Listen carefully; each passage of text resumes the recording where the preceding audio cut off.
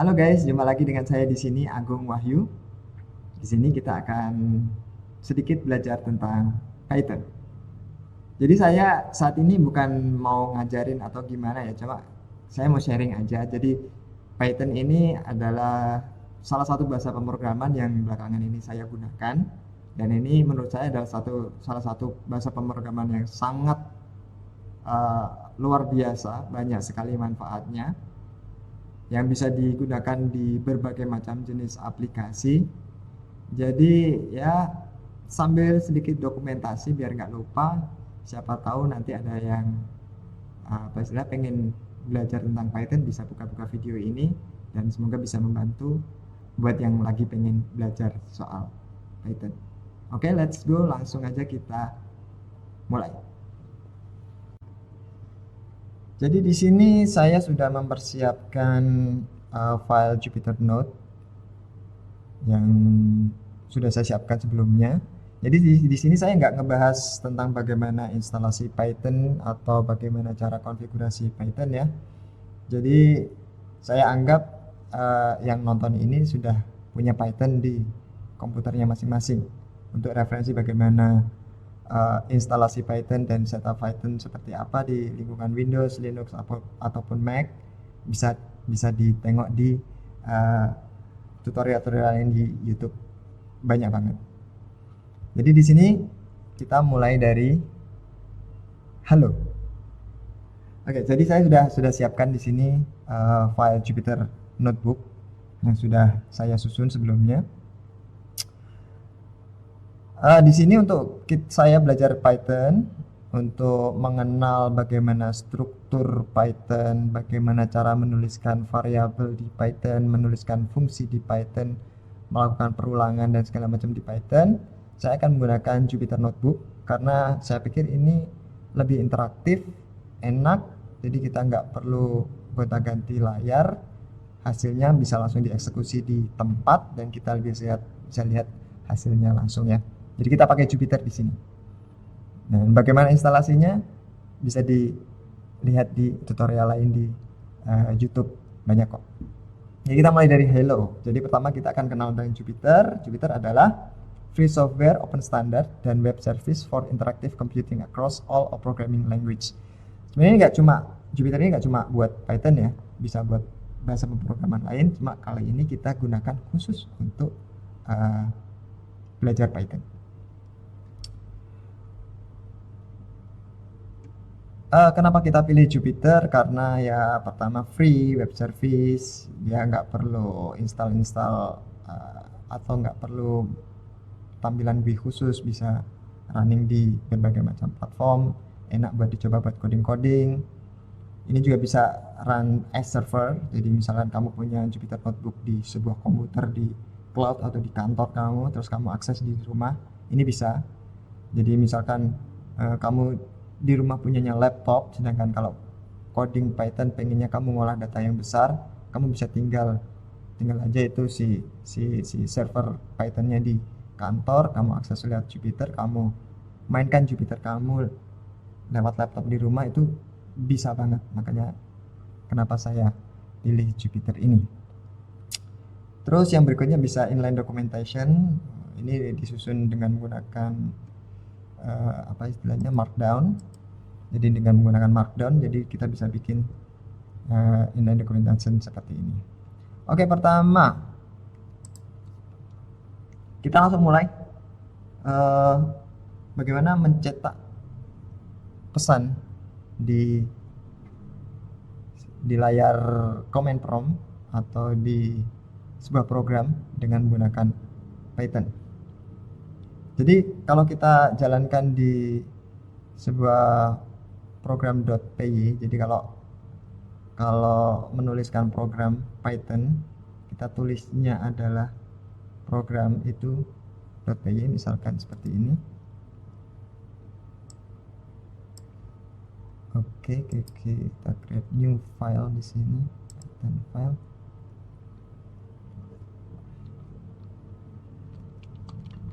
Print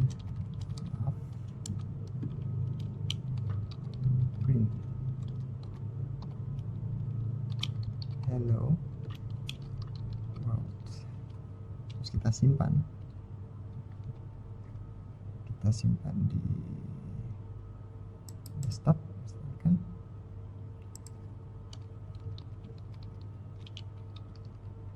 Hello.py. Oke, udah ya. Sekarang kita buka terminal, kita pindah ke desktop, kita jalankan Python 3 hello. Nah, hasilnya akan mengeluarkan teks di terminal kalian hello world sesuai dengan yang kita tuliskan di sini. Misalnya kita ganti selamat malam Indonesia, kita simpan. Ketika kita eksekusi ulang, maka pesannya akan berubah ya, selamat malam Indonesia. Oke, ini kalau kita menggunakan terminal. Nah, di Jupyter Notebook ini juga mirip. Jadi kalau di Jupyter Notebook kita bisa mengeksekusinya per kolom sesuai yang kita, ini ada kolomnya di sini. Per kolom ini nanti akan bisa dieksekusi secara individual. Kalau kita mau eksekusi perintah ini, kita tinggal klik run. Nah, sama kan? Keluar hello world. Kalau kita ganti teksnya, halo semuanya,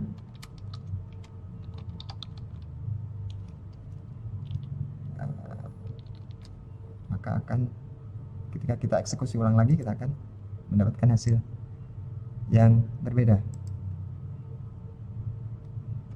Oke, lanjut ya. Jadi udah bisa ya untuk menampilkan data dengan menggunakan bahasa pemrograman Python, dengan menggunakan print, kurung, tanda petik, terus kalian tulis teksnya di situ seperti apa. Oke, berikutnya adalah lanjut, kita masuk ke Python itu sendiri. Jadi di sini ada dijelaskan. Jadi Python itu adalah bahasa pemrograman interpreter. Jadi dia bukan compiler, dia interpreter. Compiler itu contohnya C, C++, Java itu compiler, sedangkan interpreter itu contohnya seperti JavaScript, Python, PHP itu interpreter. Nah, yang perlu di garis bawahi di sini, uniknya bahasa Python dibandingkan bahasa-bahasa yang sebelumnya, yang di develop sebelumnya seperti C, C++, Java, C#. Dia kalau di Python nggak perlu kurung kurawal untuk menuliskan block code setelah deklarasi fungsi atau kondisi. Jadi nggak ada kurung kurawal lagi. Cuma dia menggunakan tab atau indent yang membedakan antara main dengan sub programnya. Nah, terus yang kedua dia juga nggak pakai lagi titik koma di akhir baris. Jadi kalau kalian punya pengalaman di pemrograman C, C++, C# atau Java atau PHP, itu dia pakai titik koma di akhir setiap baris. Tapi kalau di Python nggak perlu. Oke, gitu aja ya. Nah, untuk komen dia menggunakan tanda pagar. Jadi kalau mau biar ngasih komen atau ngasih apa istilahnya ya, ngasih semacam penjelasan, itu bisa menggunakan tanda pagar, tulis penjelasannya biar kalian nggak lupa ketika menuliskan program ini maksudnya perintah ini tuh apa, itu kamu nggak kebingungan. Oke, masuk berikutnya adalah variabel. Variabel itu adalah tempat buat nyimpen sesuatu atau buat menyimpan sebuah nilai. Di Python ini bebas, variabel mau dibikin di mana saja, kapan saja, itu bisa saja. Dan cara yang paling gampang juga sangat gampang. Maksudnya gimana sih? Caranya sangat gampang. Jadi nggak perlu deklarasi apa ini jenis tipe datanya apa, atau mungkin dia private atau public, itu juga nggak perlu, beda dengan Java. Jadi untuk menuliskan variabelnya cukup sederhana dan simple, yaitu dengan cara nama variabelnya apa, terus equal, tanda sama dengan, terus diikuti oleh nilainya yang akan kamu masukkan. Jadi untuk ini variabel source pertama adalah variabel nama. Dia akan saya isi dengan string dengan nama Son Goku. Nah, string dengan nilai Son Goku. Terus ada variabel tinggi badan. Tinggi badan ini akan saya masukkan angka di dalamnya. 180, angka bulat ya, bilangan bulat. Terus untuk berat badan saya masukkan angka dengan koma, angka koma-koma di situ. Di situ ada pecahan desimal 81,5. Terus berikutnya ada variabel menikah. Saya isi dengan boolean, statement boolean. Boolean itu ada dua ya. Maksudnya nilainya dua, yaitu antara true atau false. Terus terakhir ada variabel anak. Ini karena Son Goku punya anak lebih dari satu, saya masukkan dia ke dalam sebuah variabel dengan tipe ini list. Jadi tipe variabel ini bisa menyimpan nilai lebih dari satu. Nah, ini kita baru nulis ya, belum dimuat atau belum disimpan ke dalam memori, atau karena belum dieksekusi. Untuk bisa disimpan ke dalam memori, maka kita harus eksekusi terlebih dahulu. Nah, ketika sudah ada angkanya ini berarti dia sudah tereksekusi. Nah, kita sudah bikin variabel yang terdiri dari nama, tinggi badan, berat badan, menikah, dan anak ini ya. Terus kita mau membaca isi dari variabel tersebut. Caranya, nah kita bahas di part selanjutnya, di printing, menampilkan nilai suatu variabel. Nah, kita baca kali ya. Untuk menampilkan nilai beberapa variabel di atas cukup menggunakan perintah print. Ada banyak trik dan tips soal print ini yang selanjutnya bisa dibaca di tautan ini. Nanti saya share ini file notebooknya, nanti kalian bisa download.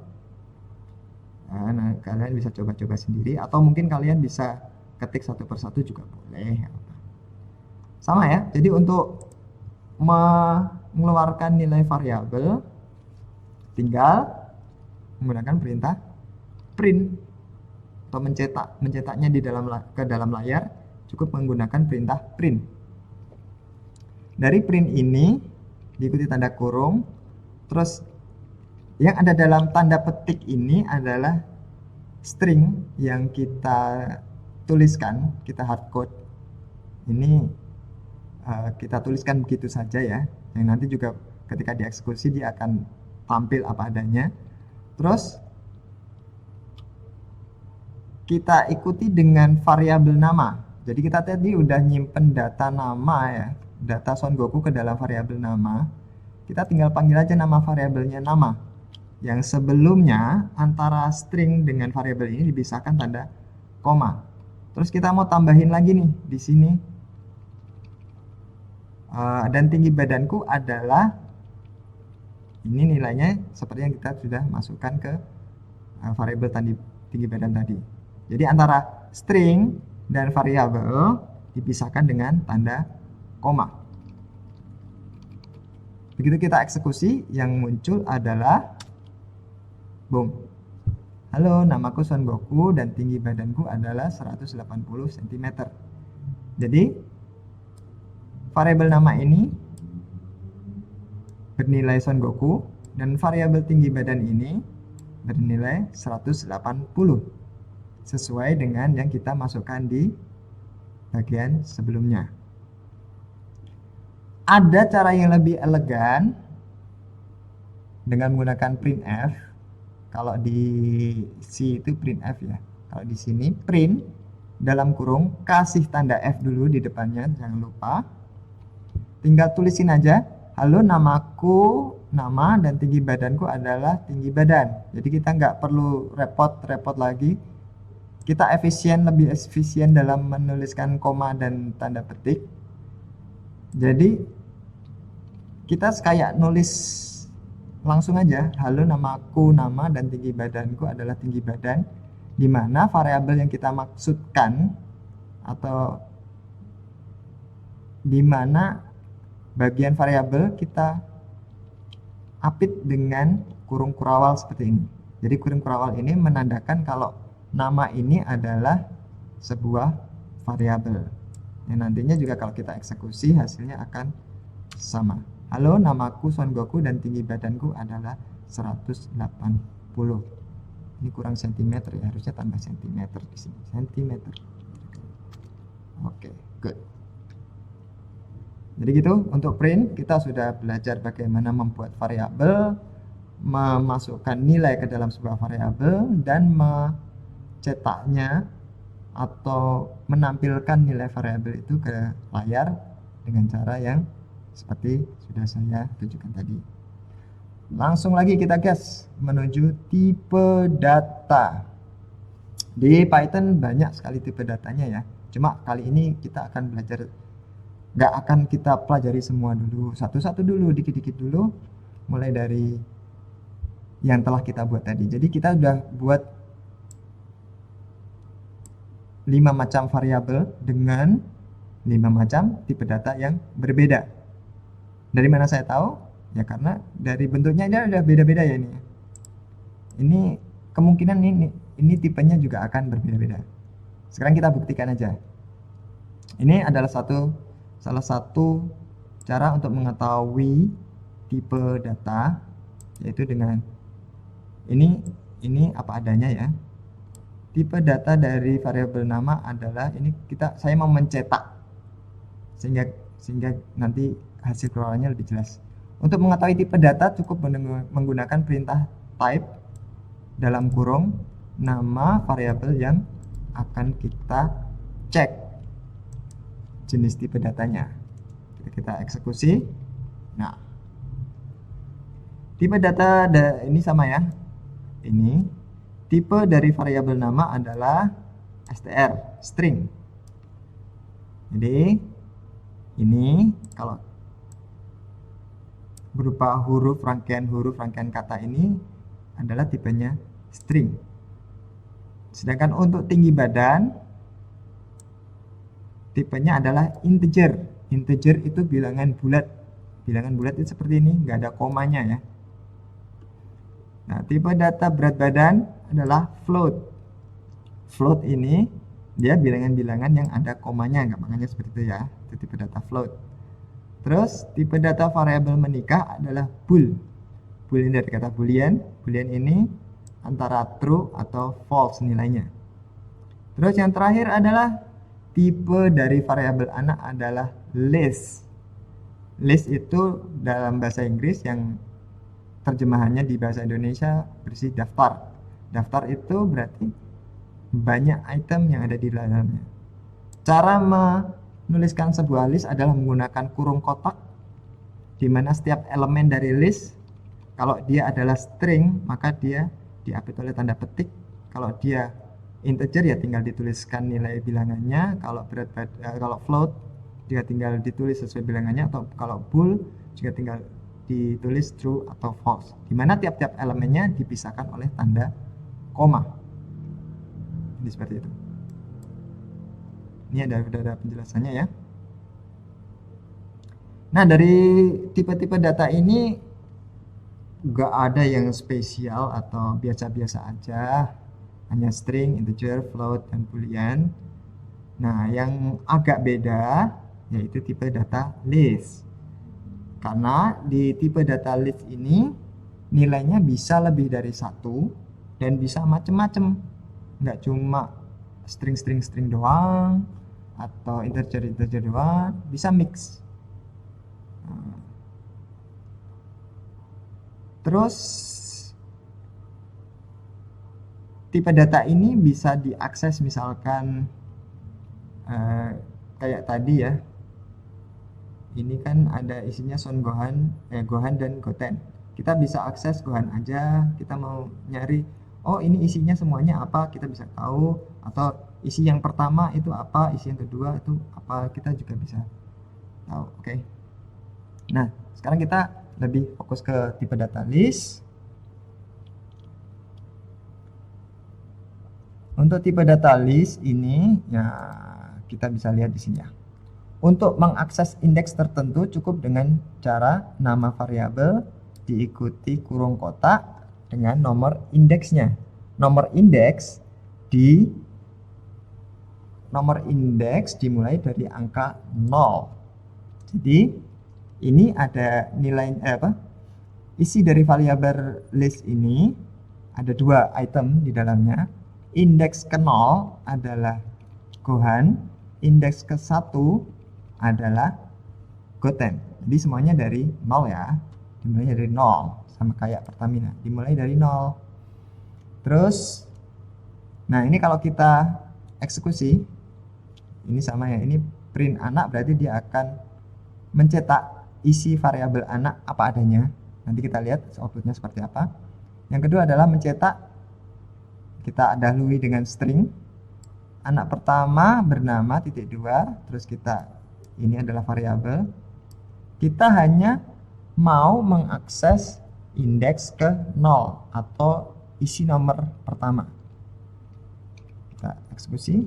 Nah, ketika kita print anak, maka dia akan apa adanya seperti tadi ya. Penulisannya atau cara program ini mencetak adalah sama seperti waktu kita mendeklarasikan nilai variabel ini pertama kali. Jadi ada kurung kotak, ada nilai yang dipisahkan oleh tanda koma. Sedangkan pada baris kedua print anak pertama bernama, anak pertama ini hasilnya ada ini, anak pertama bernama anak indeks ke 0. Indeks ke 0 adalah Gohan, maka nilai yang keluar adalah hanya Gohan. Oke, jelas ya? Ini masih sangat simpel sekali. Oke, ini tipe data list ini hanya salah satu dari tipe data collection yang ada di Python. Ada yang namanya tuple, ada yang namanya list, ada yang namanya dictionary. Semuanya memiliki karakter yang berbeda-beda. Cuma menurut saya yang paling enak atau versatile untuk digunakan adalah tipe variable list. Next, kita masuk ke poin berikutnya adalah perulangan. Oke, jadi perulangan ini adalah suatu cara sebuah program untuk mengeksekusi perintah tertentu secara berulang kali hingga kondisi yang disyaratkan untuk berhenti terpenuhi. Jadi selama kondisi yang disyaratkan belum terpenuhi, maka perulangan ini akan terus dilakukan atau komputer akan mengeksekusi baris perintah itu terus-menerus jika kondisi di mana dia harus berhenti belum terpenuhi. Cara penulisannya atau kita gunakan pertama kali adalah looping dengan menggunakan sintak for. Jadi untuk perulangan ini ada macam-macam, ada for, ada while. Kita pelajari dulu untuk for. Jadi dalam Python ini kita tadi ada variabel anak ya, isinya 2. Isinya adalah ini ya, Gohan dan Goten. Kita copy aja dulu yang di sini.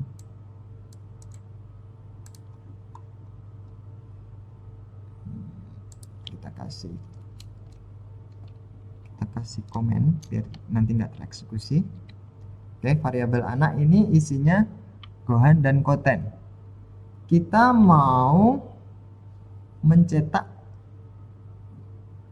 semua isi yang ada di dalam variabel anak ini, tapi dicetak masing-masing, nggak kayak yang di sini ya, dicetak tapi masih ada atribut kurung awal dan segala macam. Ini belum merepresentasikan nilai sebenarnya dari yang ada di elemen list ini. Nah, kalau ini dengan menggunakan for ini dia akan mencetak nilai variabel apa aja yang di dalam list tersebut. Kita eksekusi Gohan terus Goten.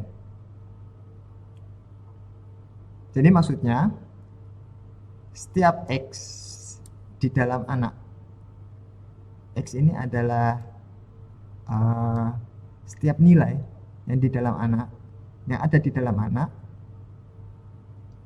untuk setiap nilai yang ada di dalam variabel anak, cetak nilai tersebut. Oke, ngerti ya? Untuk setiap nilai yang ada di variabel anak, cetak nilai tersebut. Nilai ini diwakili oleh variabel X, atau untuk setiap nilai di anak, cetak nilai tersebut. Hasilnya akan sama. Oke, gampang ya. Terus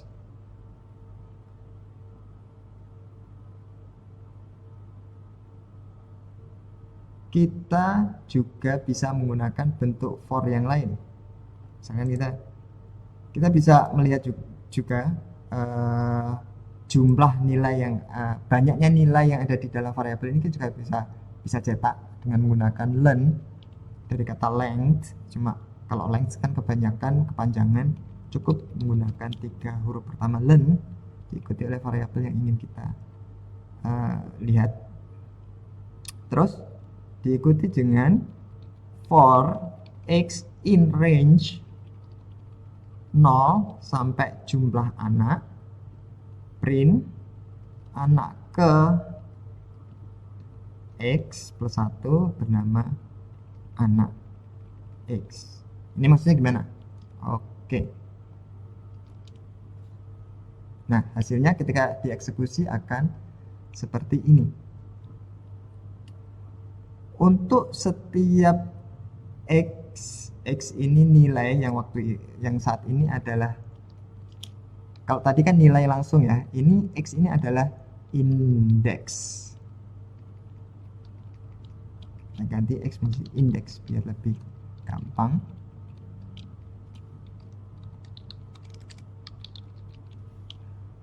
Untuk setiap indeks di dalam rentang, range itu rentang ya, di dalam rentang mulai dari 0 hingga jumlah anak. Jumlah anak ini adalah, kalau ini kan tadi 2 ya, berarti 0 mulai dari 0 sebanyak 2 kali hingga jumlah anak kan 2 kali.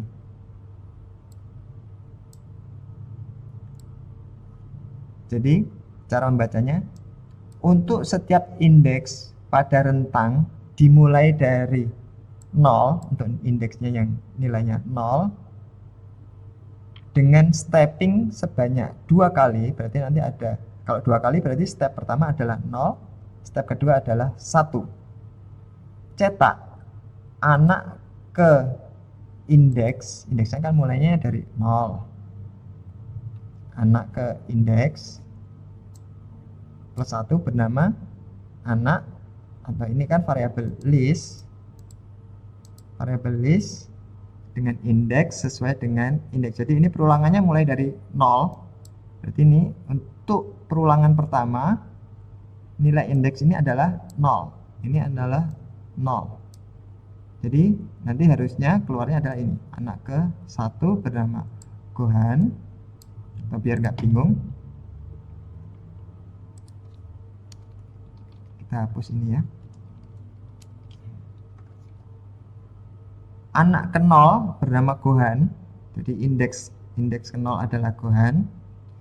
Anak ke 1 atau indeks ke 1 bernama Goten. Jadi penjelasannya seperti itu. Kita ulangi sekali lagi. Untuk setiap indeks dalam rentang mulai dari 0 sebanyak steppingnya adalah 2, jadi 0, 1, 2 kali ya, mulainya dari 0, yang kedua adalah 1.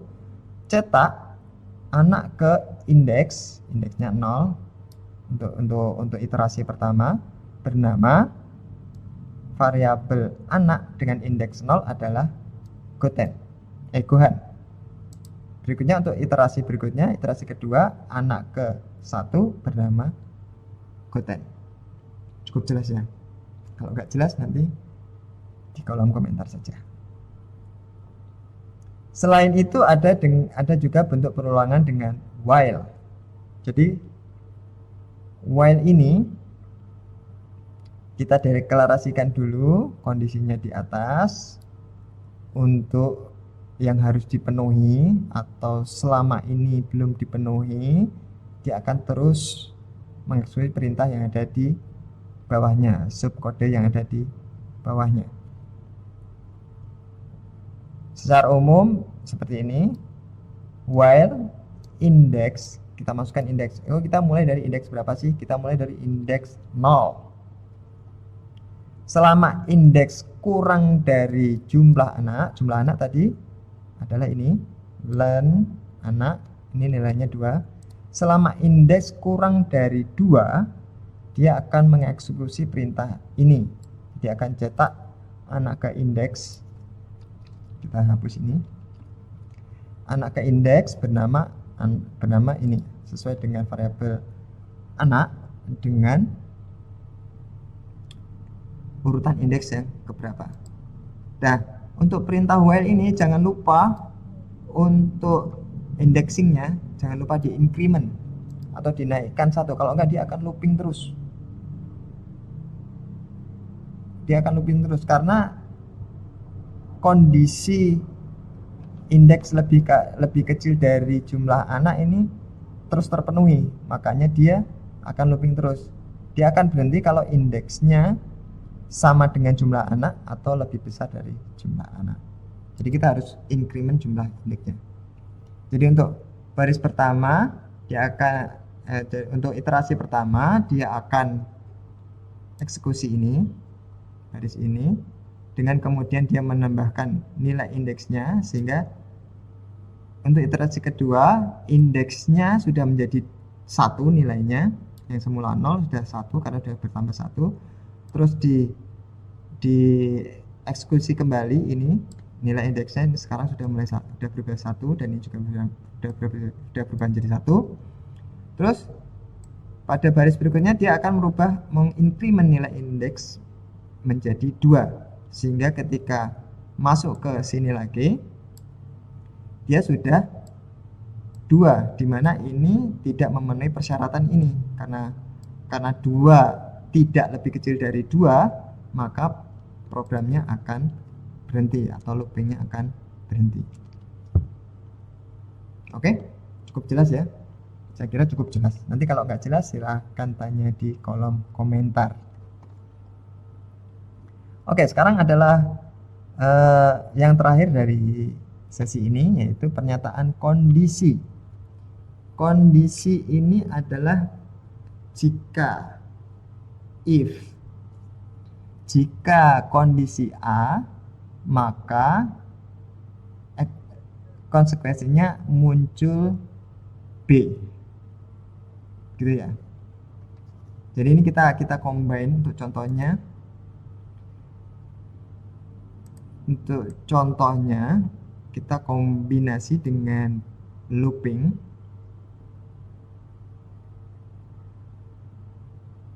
Dari yang tadi, for x in range atau for index dalam rentang 0 sampai jumlah anak, jika anak pada indeks itu bernama Akila, maka print ada anak yang bernama Akila, yaitu anak dengan indeks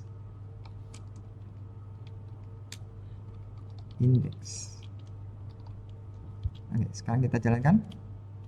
Tidak muncul apa-apa karena di data anak tidak ada anak bernama Akila. Nah, bagaimana kalau kita tambahkan anak baru bernama Akila di sini? Ini variabel anak, kita deklarasikan ulang. Ketika kita deklarasikan ulang variabel di baris berikutnya atau baris yang lebih bawah, maka nilai variabel itu akan di override, digantikan dengan nilai yang baru. Sebenarnya ini dia akan totally mengganti dengan nilai yang baru kita deklarasikan, cuma kita tetap preserve yang nilai-nilai lama, Gohan dan Goten kita masih sama, kita tambahin dengan Aquila, huruf kecil semua. Bagaimana jika kita tambahkan nilai Aquila di sini? Maka ketika dieksekusi akan tidak terjadi apa-apa.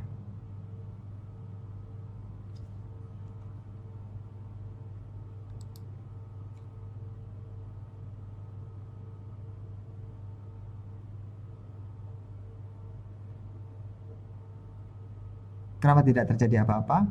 Karena jumlah anaknya masih tetap. Maka jumlah anak harus kita sesuaikan dulu. Len, kita hitung lagi. Anak.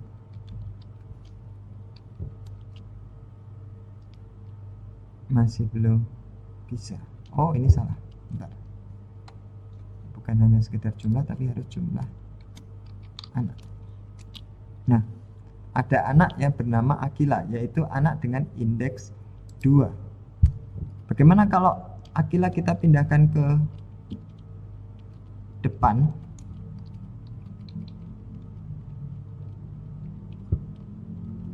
Maka bunyi hasilnya pun akan berbeda. Ada anak yang bernama Aquila, itu anak dengan indeks 0. Jadi di antara pengulangan ini, jadi dia akan mengulang sebanyak jumlah anak yang ada di dalam variabel list anak ini. Kita sudah hitung jumlah anaknya ada berapa. Mulai dari untuk indeks dengan rentang mulai dari 0 sampai, bukan sampai ya, dengan stepping sebanyak jumlah anak. Berarti indeks 0, indeks 1, indeks 2. Maka jika anak pada indeks tersebut, misalkan pada waktu indeks 0 ya, anak indeks 0 adalah Aquila atau memiliki nilai equal dengan Aquila, maka cetak ini. Ini seperti sesuai ya. Nah, jika anak pada nilai indeks selain, misalkan indeks 1 kan Gohan ya. Indeks 1 Gohan bukan Aquila, berarti ini tidak dicetak. Oke. Nah, daripada kosong, berarti kita pengen tahu dong nilai A biar lebih kelihatan informatif. Kita tambahkan else di sini. Jadi ketika kondisi if tidak terpenuhi, dia bisa mengeksekusi perintah lain. Di saat kondisi if tidak terpenuhi, maka yang dieksekusi adalah perintah lain. Di sini kita eksekusi print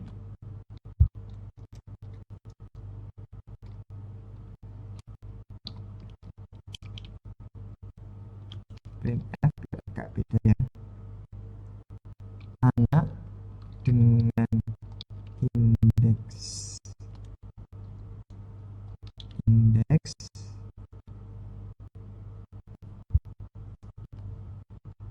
bukan bernama Aquila, tetapi indeks anak indeks ya. Kita eksekusi. Jadi ada anak yang bernama Aquila, yaitu anak dengan indeks 0. Anak dengan indeks 1 bukan bernama Aquila tetapi Gohan. Anak dengan indeks 2 bukan bernama Aquila tetapi Goten. Oke, cukup jelas ya. Kalau nggak jelas, nanti tinggal tanya aja di komentar.